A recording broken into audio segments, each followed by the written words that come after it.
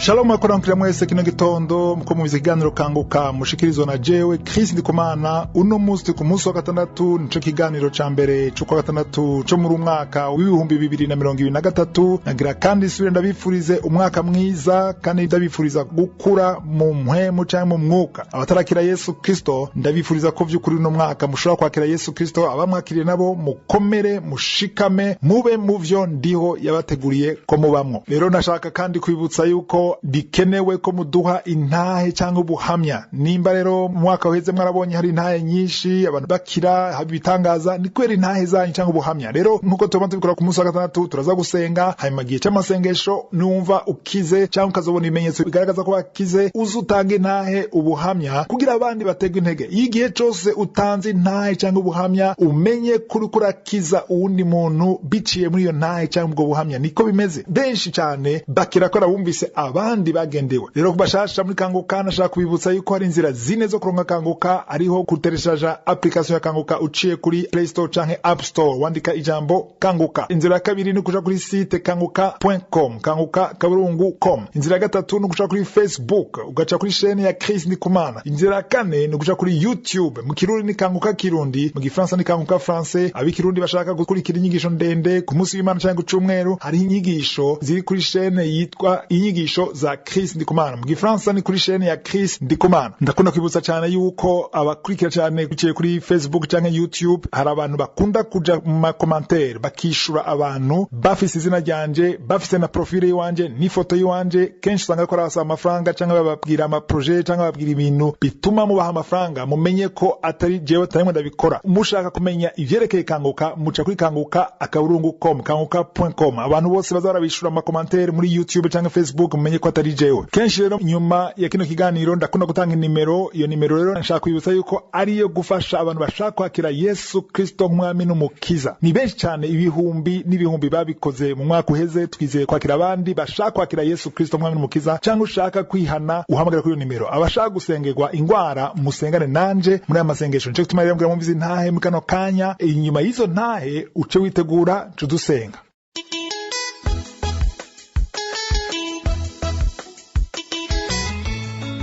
Ndabaramukije mu izina rya Yesu Kristo aho muherereye hose. Nanje ndi umwe mu banywanyi bakanguka Imana yagiriye neza. Jewe nubatse muri 2007 kugeza ubu sinari bwaronke ikibondo. Kanguka nayimenye kuva 2016 ndayihawe n'umugenzi wanje. Narayumviriza buri gihe, ikindi gihe ngacika intege, nkumviriza ikindi gihe ngacika intege. Chris agirishije conference i Bujumbura nkagenda, ariko nkumva ko Imana insunikira kwama numviriza kanguka buri gihe. Nkayumviriza hagaca igihe sinumvirize, nkumviriza intahe z'ababohotse, z'abakize, z'abasamye, nkumva intahe y'abamaze 24, 18, 22 n'abandi bose bakira mu buryo butandukanye. Birampa icizere.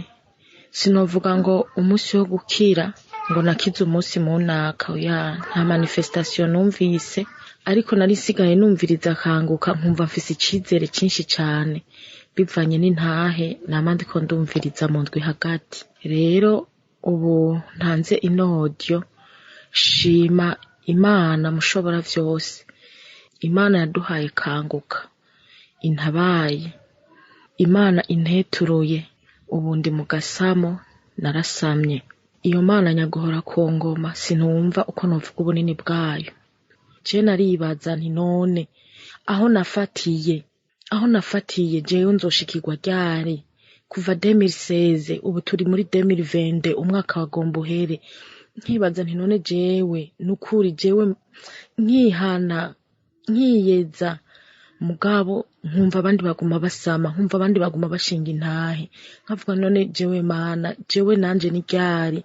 Nkacika intege, uwundi mwanya nkasubira nkategwa intege, nkumva nyene mfise icizere. Katubwira ati wewe ni wizigire gusa. Nkafata nari narahevye no kuvuga ngo nopima ngo buri kwezi ngo ndabe, kuko haragera n'igihe nkagira amarotare simbona amaregre hagaca amezi 4 canke amezi 5. Nukuri Imana yo muri kanguka ni Imana ikomeye cyane, ni Imana itabesha, ni Imana isohoza amasezerano. Nukuri ngira ko ntera intege abantu bose bagwaye, abantu bose bagifashe, abantu bafite imitwaro itandukanye. Nukuri ntimuruhe. Naraye mbonye ubukuru bw'Imana, naraye mbonye Imana uko ikora, biratangaje ntusobanukirwa. Nukuri naho ndi numva umenga sindatora ubwenge ivy'Imana yankoreye. Nukuri Imana yacu irakomeye, Imana yacu niyo kwizegwa. Nukuri yumve ko ndayishimye n'umutima wanje wose. Nkimara no kubona yuko nasamye, tension yaciye indugana ko sinavyiyumvisha imyaka yari myinshi cane, ariko natawe ko imbere y'Imana nta myaka myinshi. Ivyo duharura twebwe abana b'abantu, Imana yo yose ukwiharura. Kuri ndashimiye abanywanyi bose bakanguka, ndashimiye n'ukuri aba partenaire badufasha kugira ngo kanguka yame dushikira buri munsi. Nkashimira n'ukuri n'umuryango wa Chris, nkashimira n'umupfasoni wiwe. Imana imuhezagire. Murakoze.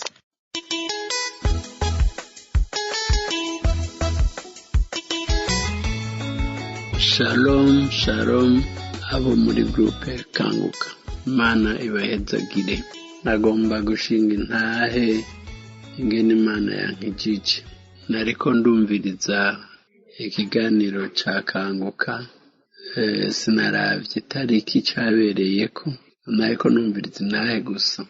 Nkiriko ndumviriza intahe, ntangura kumva iseseme, numva iseseme ryinshi, ntangura kuvumisa ibintu birenduka.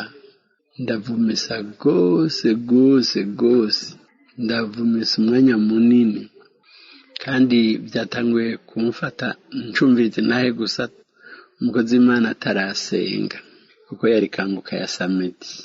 Hanyuma rero nari nuzuye inda, maze iminsi nuzuye inda, ngafata imiti y'amibe, ngafata imiti y'inzoka, ariko ntibihinduke. Ikindi naco naromarse nuko nari maze iminsi mvyimvye amaguru, mu maso y'ibirenge havyimvye. Igihe rero navumisa, kuribwa, imisonga mu nda byose vyaciye bihagarara, sinasubiye kubabara, kandi naromarse yuko n'amaguru yavyimbutse. Aho yaramaze iminsi avyimba, kandi yaramaze iminsi andya, numva amaguru umenga ararurumba. None rero amaguru yavyimbutse, mu nda hakize. Umukozi w'Imana yahejeje gusenga, yahejeje nasigaye ndavumisa akanya gatoyi, hama bica birahera. None numva mfise amagara meza, numva merewe neza cane. Ndashimira Imana rero yankijije. Nakuvuga ngaha muri Kanguka amaze kwakirira inshuro nyinshi, nahabonye Imana. Nukuri Imana nihabwe icubahiro.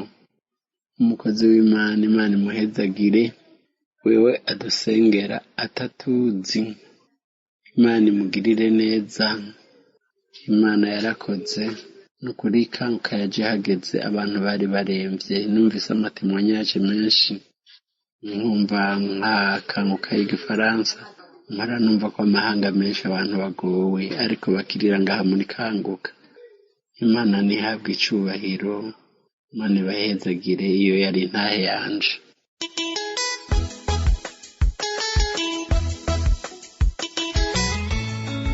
Shalom, shalom. Ntabwo gushima Imana, ndi imbere y'Imana, nje muri Kanguka nje gushima Imana byiza yankoreye. Ni kuri nje namenye Kanguka ari umuntu w'umubanyi ayindungikiye. Ni kuri muri jewe ngoma ndayumva, numva nyine birangyoheye, numva abantu bashinga intahe. Ni kuri ndavuga ati ni kuri sinagusavye ubuyinde yindikira ko umuntu w'umubanyi niwe yayimpaye. Nje gushima Imana byiza Imana yankoreye muri Kanguka. Ni kuri sinzi ko bivuga, kuri icyiza Imana yankoreye ni byinshi sinzi nabwira. Nje gushinga intahe, nje gushimira Imana. Ahantu abaye ahantu hari uruntu rwari rwamfashe mw'ijosi rukomera sinamira. Nyine ku munsi wa gatandatu turasenga, Kristo aravuga ngo hari umuntu ati afise uruntu mu muhogo ati umwana atavumesa ataramira agomba kuvumesa kandi ko runtu atarakize bizina ga Yesu y'ukuri akivuga ndakorora ndadahwa nyene ndahwa amaze kudaha nyene gwarurumva haciye akanya amasengesho arangiye ni kuri bene data n'abandi kuko kw'Imana ni kuri nta n'ikintu na kimwe nafungura gwarunuza numva ruramarutse rushika hepfo y'umuhogo ni kuri bona bukeye narurondera rwaciye ndabura bene data Imana yarankijije kuko navuga Imana ntihabwa ishimwe n'icubahiro Imana ntihabwa impundu kuko yankoreye byiza nk'ibi none ngavuga ati nakamana ibintu bimeze gute ngiye gutanga intahe kuko ni kenshi naza gutanga intahe nifuza gutanga intahe mugabo nkabura uruhana bihera nkabura ndabitangurira ariko uwo munsi nshiye gushima intahe nshimira Imana ni ukuri nshimira Imana n'ikindi ni ukuri mwijana n'ufise inzigo kandi nitwa ngo ndakijijwe narasigura ati muntu nyumvise ko ukijijwe ugendera mu nzira z'abanyabyaha si byiza ni ukuri nari ndoba muri jewe iryo jambo rimfashije narafise inzigo ni ukuri bene data Imana imuhezagire ni ukuri ihezagire n'abapatanere ababumvise intahe yanje shalom.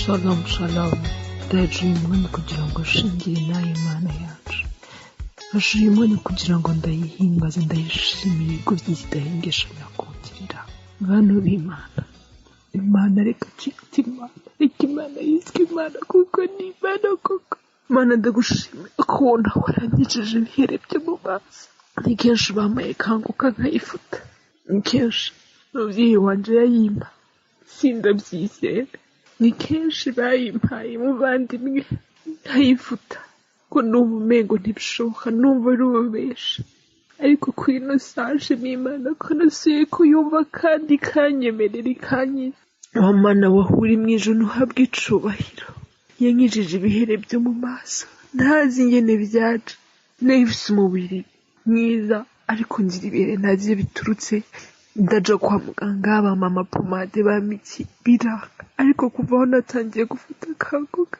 ibihere byarahise ubu nta nuko wanamenya ko nigeze ndabikora Mana nakicubahira hejuru y'ibyo inkorera ibyiza ititaye ku makosa nakoze mu buzima bwanjye narayibabaje ntese umusore dukundana ndamukunda koko nyuma tuza gukora icaha aribyo bya mbere mu buzima bwanjye namenye ko ari icyaha umukozi w'Imana Chris yigisha ko mu gihe umuntu mutarakora mariage ko kubana n'umupartenaire wawe ari icaha atari ibintu by'abana b'Imana ntitwabana ariko kenshi yaraza agenda iwe twaramarana iminsi 3 y'isomene nyuma yo kumara iyo minsi aza kubamo igikorwa cy'icyaha dukora icyaha njyewe kuri njye n'ubu atakibazo kuko nta bahungu najyamwo nta nabo niyigize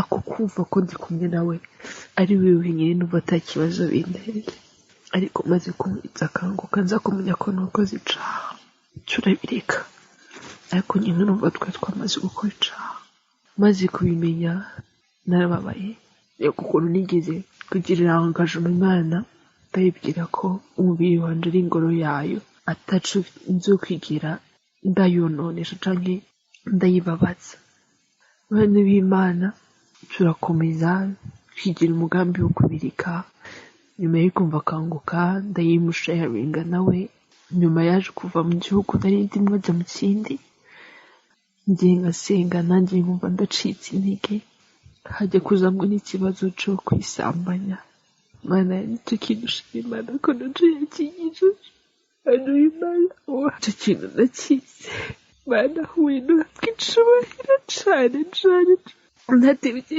byaje kurangira nawe nyine amuze umwanya mu nyuma turavana ubu ngubu ntituri kumwe ko naje kumubwira ati tujye dusenga nifata akanguka arambwira ngo arahise yampa telefone ariko menya hari ntabwo rero nkera yo kumwumviriza bigiraho no gusengera hamwe bivaho bigira hari naho umwanya wo gusimbuba arawubura siyongeye ndakomeza uko nakomeza gusenga nuko ntabona umenga njye nawe ntibikwiye bikanga tugashwana nkasenga Imana ndavuga Imana aho bigeze ngiye kumubloka none uyu Imana namublotse ubwo ndasenga malgré tout biranjye mu mutima ariko nsaba Imana ingomezi kandi basha kuzimba shima Imana rero ko bashije kunkomeza n'ubu kibandanye nkomeza komeza kunshira inzira kuri iyo niyo nahe yanje bayumvise Imana bahezagire ibahunda imigisha Imana ihezagire umukozi w'Imana Kristo n'umuryango we wose apartena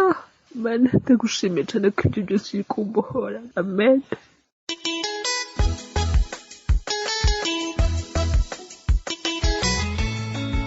Shalom ndakuramuka mu izina ry'umwami wacu Yesu Kristo hama nanje nje gushinga intahe nshimira Imana ko Imana yankoreye ivyo Imana yankoreye ni byinshi cyane sinabitondora ngo ndabihetse urukundo rw'Imana idukunda ni rurerure cyane numva umunezero udasanzwe numva ibyishimo bidasanzwe intahe yanje nagomba nshimira Imana ndashimiye Imana yo mu ijuru Imana ivyumve jewe nari ngwaye ndafatwa n'ikintu cyamfata mu mutima nkagira ububabare bumwe budasanzwe nkababara cyane rwose ntazi icyo biriko biravako ndumva mbabaye cyane nkabura amahoro mw'ijoro sinsinzire namara kuvyuka nagira ngo ndiko ndakora akazi nkunama bikanka hakatako nikica kiduga mu muhogo kikagomba kuniga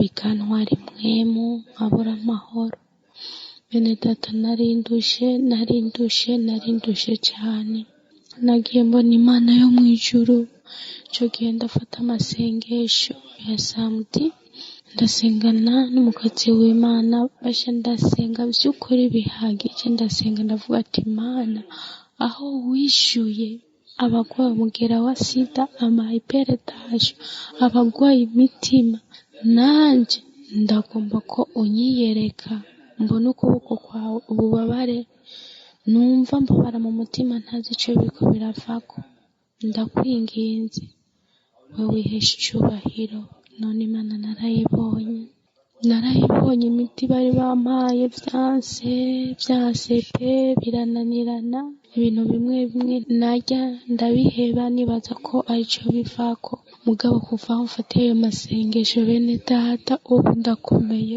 ubu ndashima Imana cya kintu cyaza mu muhogo kugira kinige cyaraza kikagomba kunika basha nkarira nkumva umubabaro niho ndasenga Mana n'ukuri nyiyereka none ndashimira Imana ndashimiye Kristo adusengera atatuzi Imana imuha umugisha ndetse n'abapartenere bakanguka Imana ibagirire neza ivyo Imana ikindi nkorera ni byinshi cyane singira uko nabivuga turi muri no bihugu by'Abarabu duhura n'ingorane nyinshi tugahura n'ibibazo byinshi ariko uko genda ndabicamo kose Imana irandinda ndashimira Imana yampaye nkamenya kanguka hari ahantu yankuye naho imaze kungeza. Shalom.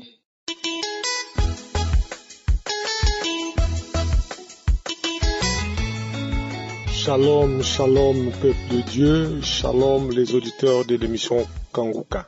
Je suis un ressortissant francophone vivant en Afrique du Sud et je viens témoigner la puissance de Jésus dans ma vie.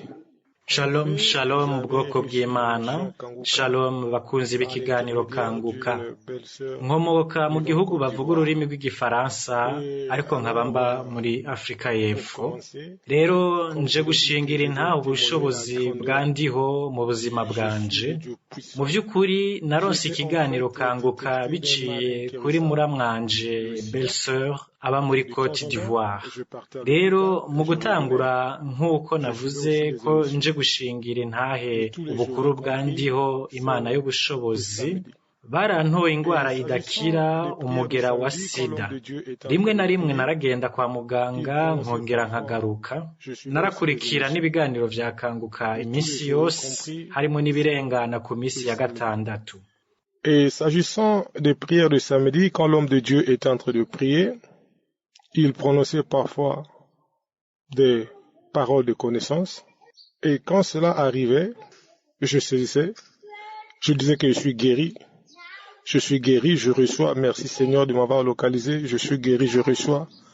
ku vyerekeye amasengesho yo ku minsi ya gatandatu igihe umukozi w'Imana yaba ariko arasenga yaravuga rimwe na rimwe ijambo ryo kumenya parole de connaissance hanyuma igihe cyose vyashika akavuga ijambo ryo kumenya naravyakira navuga ko nakize ndakiriye urakoze mwami kubona wangendeye nakize ndakiriye ariko ikintu nshaka kumenyesha ngaha nuko ntigera numva ibintu muri jewe manifestation nk'uko abandi bahora babivuga nk'akarorero bati naciye ntangura kumva amajwi amvugiramwo nariko ndikumbagaza hanyuma navuga amajambo ariko jewe ico nabonye nuko hari ibihe naza ndayura nkumva igikororwa mu kanwa hanyuma numva nshaka kuja ku mwanda muto nkaca niruka kugira umwanda muto vy'ukuri sinzi neza ryari ndiho yankijije ntavyo nzi vy'ukuri rimwe na rimwe naraja kwa muganga gusuzumisha muri contrôle.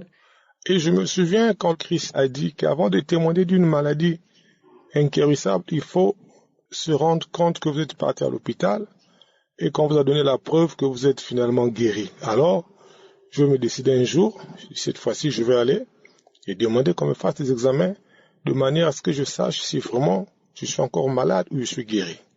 hanyuma ndibuka ko Kristo yavuze ko imbere yo gushinga intahe ko twakiza ingwara idakira ni kuba twabanje kuja kwa muganga hanyuma ko baduhaye icemeza ko twakize burundu rero narafashe ingingo umunsi umwe nti ubuho ndagenda gusaba bangirira ibipimo kugira menye vy'ukuri nimba nkigwaye canke nakize ivyo vyarabaye uko haheze ukwezi narasubiriye kugenda kugira anje kuraba icavuyemwo hanyuma umuganga yambwiye ati heraba nta mugera wa sida ugifise ubu warakize navuze nti nigiki kivyemeza. Il m'a imprimé mon document et j'ai vu le papier, on a écrit patient tel state, donc ton statut de quoi? On me dit négatif. Je dis gloire à Jésus et raison pour laquelle je suis venu témoigner pour fortifier quelqu'un. yaciye abisohorera kuri imprimante hanyuma narabonye urupapuro aho bari banditse ko bati umugwayi naka no kuvuga izina ryanje uko amagara yiwe ameze barambwira bati ni negative. Navuze nti Yesu ahabwa icubahiro rero nico gituma naje gushinga intahe kugira nkomeze umuntu wese hano. Ikiganiro kanguka caje kugira kidukangure nk'uko mu Kirundi bavuga ngo kanguka. Vy'ukuri igihe cose tuzokurikiza icivugo ca kanguka, devise ya kanguka, gusenga imisi yose, kwemera ubugombe bw'Imana niyo butandukanye n'ubwacu, kutidodomba, bakundwa mu mwami. Iyo Mana ndiho ntizoduheba, izoseruka. Ni muri ubu buryo nshaka gushimira Chris, ndahezagira ekipe yose n'umuryango wiwe, kandi ndahezagiye abasenzi bose hamwe nabo bose bashigikira n'uburyo bwabo kino kiganiro, kuko batarimwo ntitwoyironka. Umwami Imana abagendere kandi ashishikare kubahezagira. Murakoze. Iyo yari ntahe yanje. Shalom. Que le Seigneur leur visite et les bénisse davantage. Merci. Voilà que j'ai témoigné. Shalom.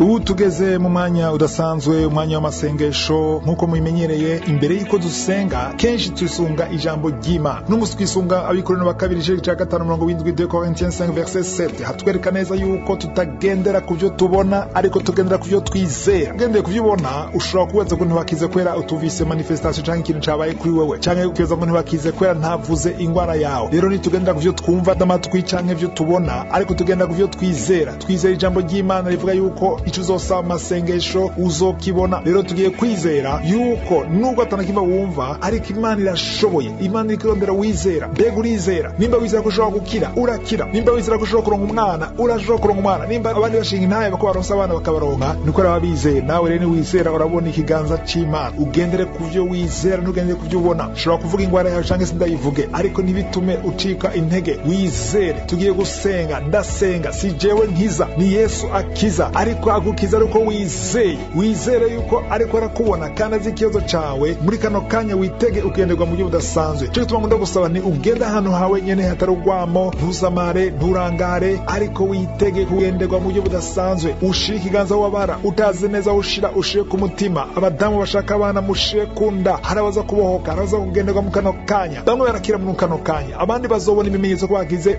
mu nyuma, ariko harabaza kubona ibimenyetso mu masengesho. Rero wizere. Mu mwanya muto tugira dusenga.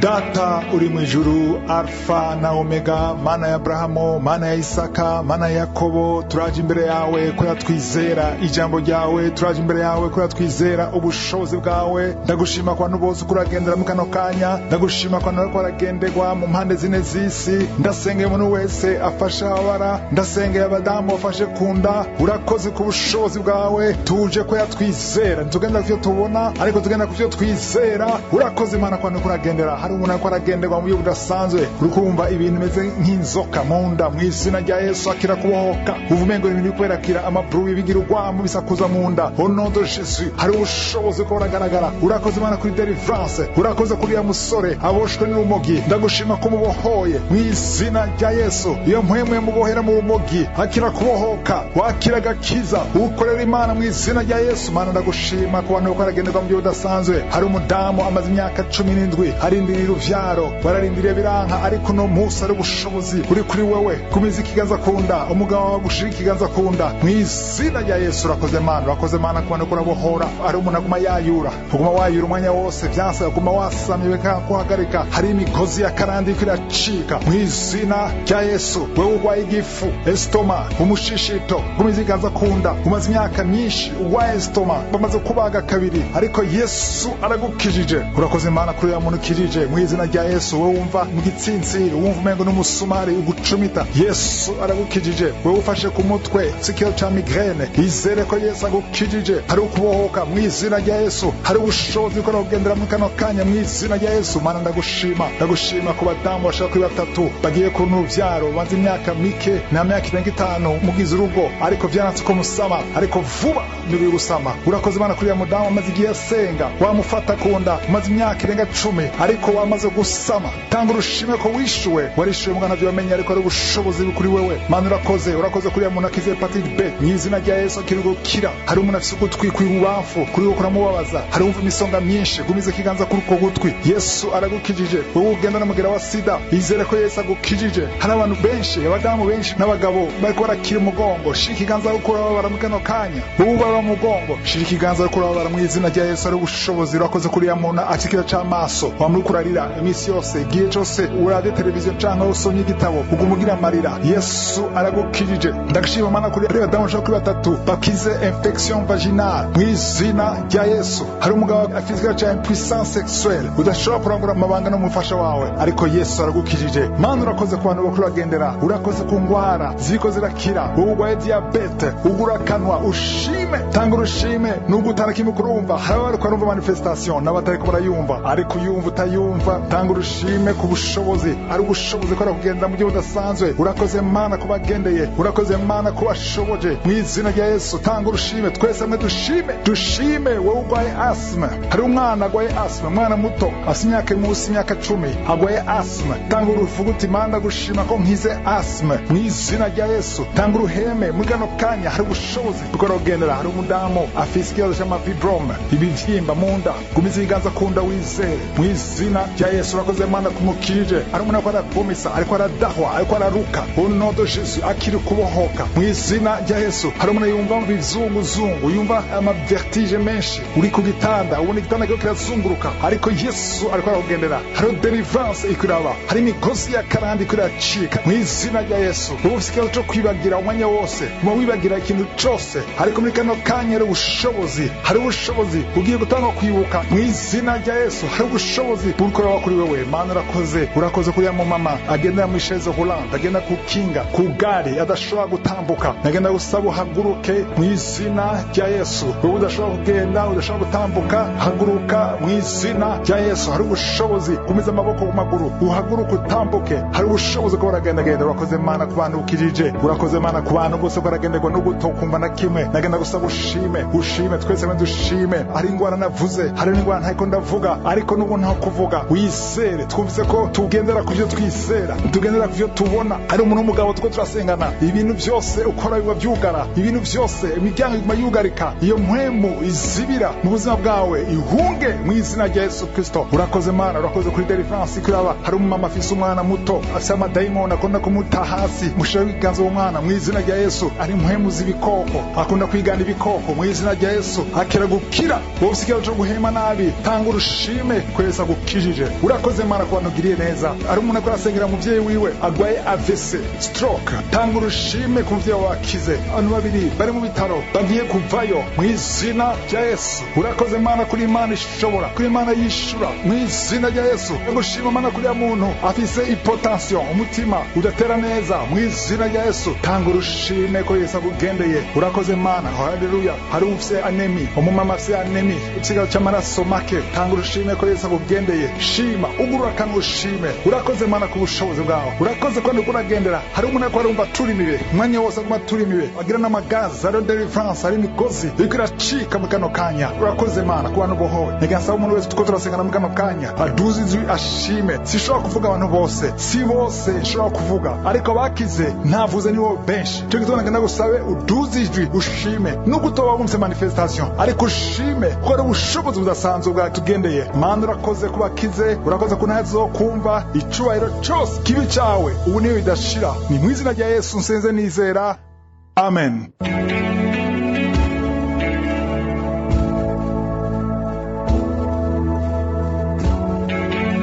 Umuntu azobona ibimenyetso bigaragaza ko yakize canke akaba ashaka kwakira umwami Yesu kugira aronke ubugingo budashira ushobora guhamagara ku gasaraba 256 781 377